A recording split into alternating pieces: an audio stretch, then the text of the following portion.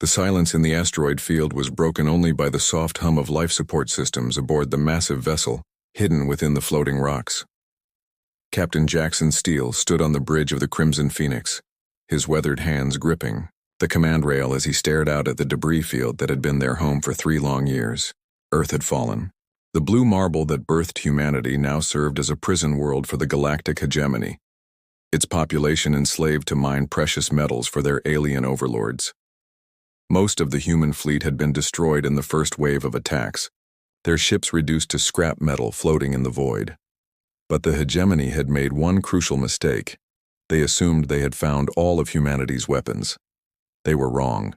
The Crimson Phoenix was humanity's greatest secret, a super destroyer, built in the shadows of the outer asteroid belt, using salvaged alien technology and human innovation. At over 2 kilometers long, she was a monster of a ship, bristling with weapons that shouldn't exist and powered by engines that bent the very fabric of space. Her red hull gleamed like fresh blood in the starlight, earning her the name that would soon become legend.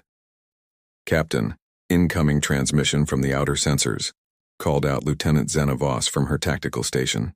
The alien woman's violet skin seemed to shimmer under the bridge lights, her forearms moving gracefully across the controls. She had defected from the hegemony 2 years ago, bringing with her invaluable intelligence about their fleet movements and weaknesses. Jackson turned to face her, admiring the elegant curve of her neck as she worked. Zena was beautiful in a way that transcended species, intelligent, fierce, and completely devoted to the cause of human freedom. Her large golden eyes met his as she continued her report. 3 hegemony patrol ships just entered Sector 7. They're conducting a standard sweep, but they're getting closer to our position than usual. "How long until they reach the outer perimeter?" Jackson asked, his voice steady despite the tension he felt building in his chest. "Approximately 4 hours at their current speed," Zena replied, her melodic voice carrying a slight accent from her homeworld. "Should we power down to minimal systems?" Before Jackson could answer, the bridge doors slid open with a soft hiss. Engineer Tobias Morrison stepped through, his coveralls stained with grease and his face streaked with sweat. Everyone called him Gears because of his ability to fix anything mechanical, no matter how badly damaged or how alien its design. "Captain, we've got a problem," Gears announced, wiping his hands on a dirty rag. "The new stealth generators are acting up again. If we power down now, I can't guarantee we'll be able to bring them back online quickly enough if those patrol ships get too close." Jackson felt a familiar weight settle on his shoulders. Every decision he made could mean the difference between survival and discovery, between hope and the complete extinction of human resistance. He looked around the bridge at his crew. 15 humans and 3 alien defectors who had chosen to stand with humanity against their own kind. "What's your recommendation, Gears?" he asked. The engineer scratched his gray beard thoughtfully. "I say we let them come. The Phoenix has been hiding in this asteroid field for 3 years and I'm getting tired of running. We've got enough firepower to turn those patrol ships into space dust before they even know what hit them." Zena's golden eyes flashed with concern. "That would be unwise. Those patrol ships will send a distress signal the moment they detect us. Within hours, the entire hegemony fleet would be converging on this position." "Maybe it's time," Jackson said quietly, surprising everyone on the bridge. "Maybe it's time to stop hiding and start fighting back." He walked to the center of the bridge, his boots echoing on the metal deck plates. Around him, the crew held their breath, waiting for their captain's decision. Jackson had been a fighter pilot during the initial invasion, one of the few who had survived the massacre at the Battle of Luna. He had seen entire fleets burn, watched as his friends and comrades died screaming in the vacuum of space. The guilt and rage had been eating at him for years. "Gears, how long would it take to bring all systems online?" he asked. 20 minutes for full combat readiness," the engineer replied with a grin spreading across his face. "Zena, can you plot an intercept course that keeps us hidden until the last possible moment?" The alien woman's fingers danced across her controls, her tactical mind already working through the possibilities. "Yes, but Captain, once we engage, there will be no going back. The hegemony will know we exist." Jackson nodded grimly. Then let them know. Let them know that humanity isn't finished. Let them know that we've been watching, learning, and preparing. He turned to face the main view screen, which showed the vast field of spinning asteroids that had protected them for so long. All hands, this is the captain, he announced over the ship's communication system. For 3 years we've hidden in the shadows while our people suffered under alien rule.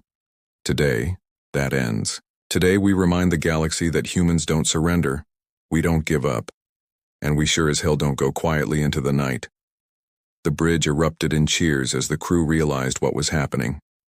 After years of preparation, training, and waiting, they were finally going to fight back. Jackson felt a warm hand touch his shoulder and turned to see Xena standing beside him, her golden eyes filled with admiration and something deeper. "You know this is suicide," she whispered, her voice barely audible over the excitement of the crew. "Maybe," Jackson replied, covering her 4-fingered hand with his own. "But it's a hell of a way to go out." The next 20 minutes passed in a blur of activity. Throughout the ship, humans and aliens worked side by side, bringing the massive vessel to full combat readiness. The Crimson Phoenix began to move through the asteroid field like a predator stalking its prey, her advanced engines producing no visible emissions that could be detected by enemy sensors. In the ship's armory, weapon specialists loaded torpedo tubes with warheads capable of cracking a planet's crust. In the engine room, fusion reactors hummed with barely contained power. On the bridge, Xena calculated firing solutions while Gears monitored the ship's systems. "Contact bearing 27 Mark V, Xena announced. 3 hegemony patrol ships, Viper class. They're maintaining standard formation." Jackson settled into his command chair, feeling the familiar weight of command settle around him like an old coat. "Weapons status? All systems green. We have target locks on all 3 ships. Engineering? All systems nominal, Captain. We're ready to show these alien bastards what human engineering can do." Jackson smiled grimly as he watched the 3 enemy ships on the tactical display, completely unaware that death was stalking them through the asteroid field. In a few moments, the galactic hegemony would learn that reports of humanity's death had been greatly exaggerated. Fire. The first salvo from the Crimson Phoenix lit up the darkness of space like a miniature sun. 3 streams of plasma fire lanced out from the hidden warship, each one finding its target with deadly precision. The lead hegemony patrol ship, the Venom's Edge, simply ceased to exist as the superheated energy tore through its hull and ignited its reactor core. "Direct hits on all targets," Xena reported from her tactical station, her golden eyes reflecting the explosions on the main view screen. 2 ships destroyed, 1 heavily damaged and attempting to retreat. Jackson leaned forward in his command chair, watching as debris from the destroyed vessels scattered across the asteroid field. After 3 years of hiding, it felt incredible to finally strike back at their oppressors, but he knew this was only the beginning. "Don't let that 3rd ship escape," he ordered. "If they transmit our position to the hegemony fleet, we'll have company within hours." "Already on it, Captain," Gears called out from his engineering station. "Jamming their communications and tracking their escape vector. They won't get far." They saw damaged patrol ship, listing badly and venting atmosphere, tried desperately to reach the edge of the asteroid field. Its captain probably thought they were dealing with a small raider or pirate vessel. They had no idea they were facing humanity's ultimate weapon of war. Xena's fingers moved gracefully across her controls, her 4 arms working in perfect coordination. "Firing solution locked. Shall I finish them?" "Do it." Another lance of plasma fire reached out across the void, striking the fleeing ship amidships. The vessel broke apart in a shower of sparks and twisted metal, its crew joining their fallen comrades in death. For a moment, silence fell over the bridge as everyone processed what had just happened. They had drawn first blood. "Well," Gears said with a satisfied grin, "I guess we're committed now." Jackson stood and walked to the main view screen, watching the debris field that marked the site of their first victory. Behind him, he could hear his crew working to secure the ship and analyze the battle data. But his attention was focused on Xena, who was studying the tactical displays with intense concentration. "What are you thinking?" he asked, moving to Stand beside her station. The patrol schedule, she replied, her melodic voice thoughtful. These ships were conducting a routine sweep, which means they'll be expected to report in within the next 6 hours. When they don't, the hegemony will send a search party. How big a search party? At least a full squadron. Possibly more if they suspect organized resistance activity. Jackson nodded grimly. They had known this moment would come eventually. The question was whether they were ready for what came next. He looked around the bridge at his crew, humans and aliens working together, united by their hatred of the hegemony's tyranny. Over the next few hours, the Crimson Phoenix moved deeper into the asteroid field, using the natural cover to mask their position while the crew prepared for the inevitable response.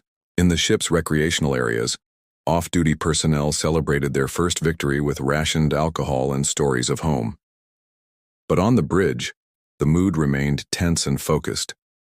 Jackson found himself spending more time near Zena's station, ostensibly to monitor tactical situations but really just to be close to her. There was something about the alien woman that drew him like a magnet. Maybe it was her intelligence, or her fierce dedication to the cause of freedom. Maybe it was the way her golden eyes seemed to see straight through to his soul. "Captain," she said softly during a quiet moment. "May I speak freely? Always. What we did today was necessary, but it was also dangerous. The hegemony will not underestimate us again. They'll come with overwhelming force, and they'll show no mercy to human or alien alike." Jackson studied her beautiful face, noting the concern in her expression. "Are you having second thoughts about joining us?" "Never," she replied firmly. "I chose to stand with humanity because I believe in your cause. My people, the Zephyrians, were enslaved by the hegemony, just as yours were. The difference is that humans refuse to accept defeat." "What was your world like?" he asked, genuinely curious about her past. Zena's expression softened as she remembered. "Beautiful. We had crystal cities that sang in the wind and oceans that glowed with bioluminescent life.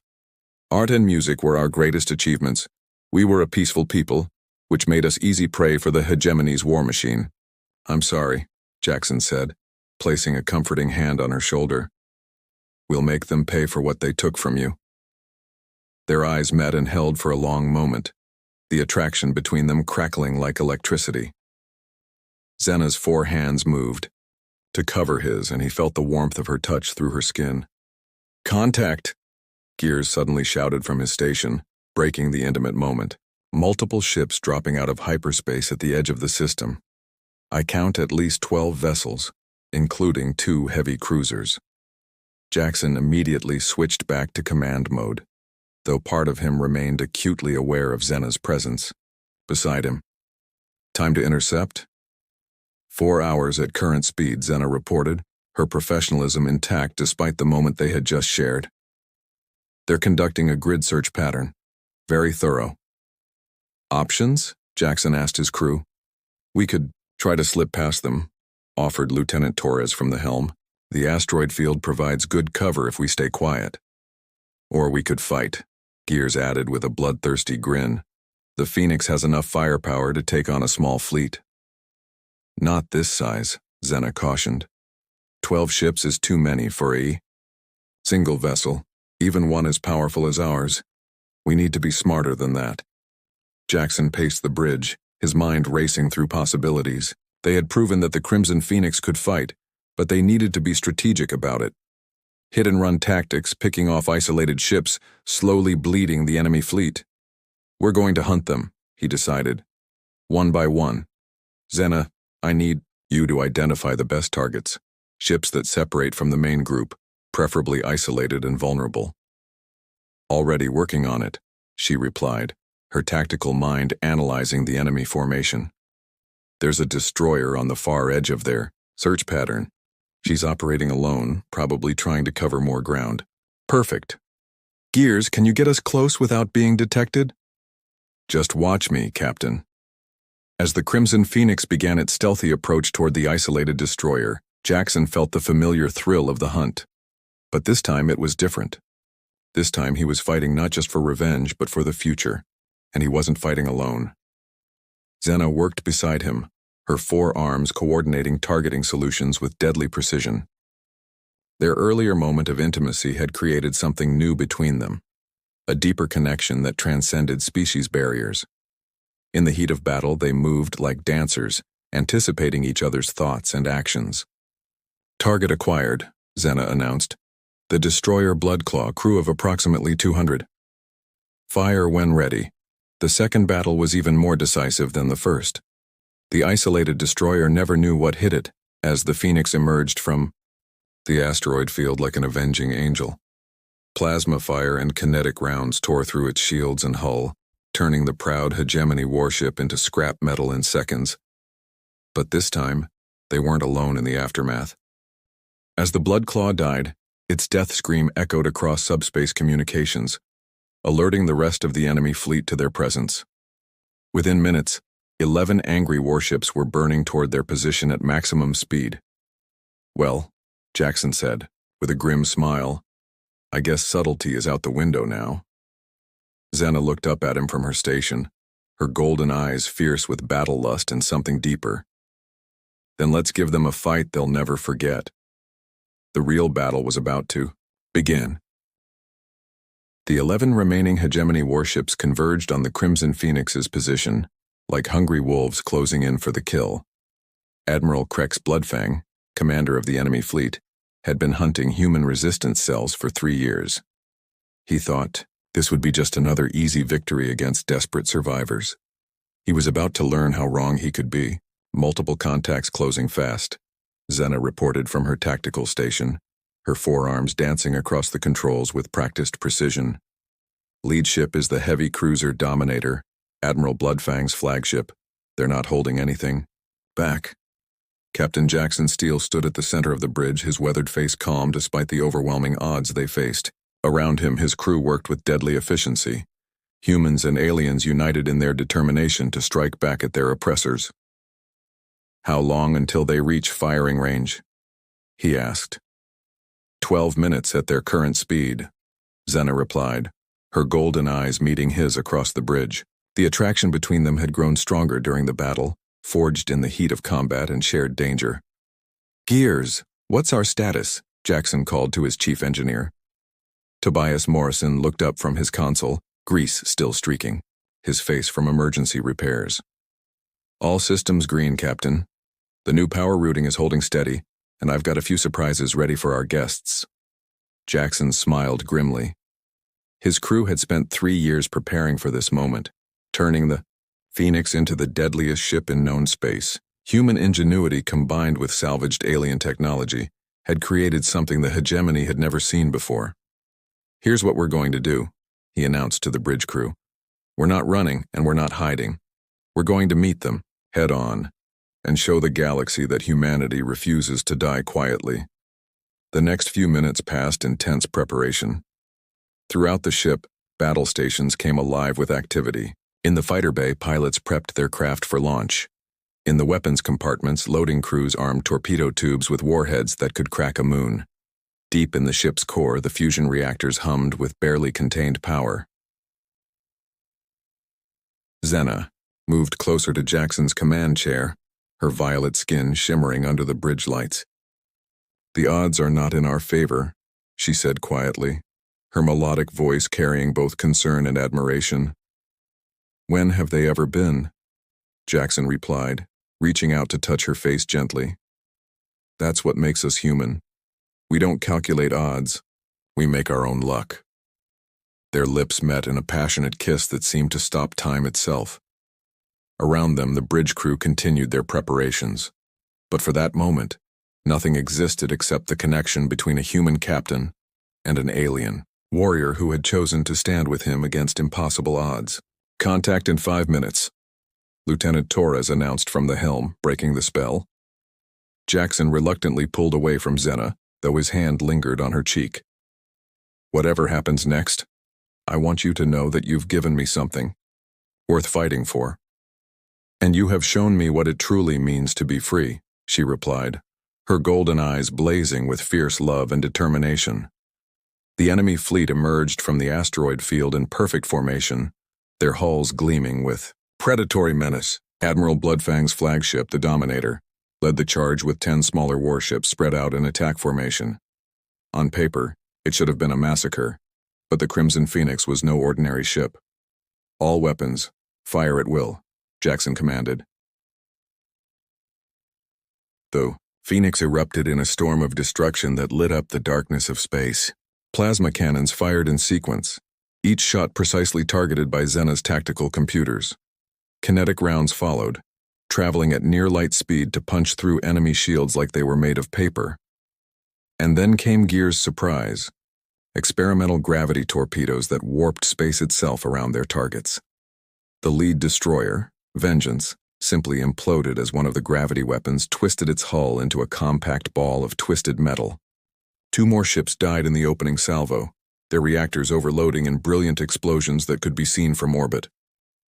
8 ships remaining, Xena reported, her voice steady despite the chaos erupting around them. The Dominator is moving, to flank us. Let her come, Jackson replied coldly. Helm, bring us about, all fighters, attack pattern Delta. The Phoenix's fighter bay doors opened like the gates of hell, disgorging 24 small craft piloted by humans who had nothing left to lose. They screamed through space, their weapons blazing as they engaged the enemy escorts. The alien pilots had never faced anything like the fury of desperate humans fighting for their freedom. Meanwhile, the Phoenix herself danced through the enemy formation like a deadly ballet. Her massive size should have made her slow and clumsy, but human engineering had given her grace to match her power.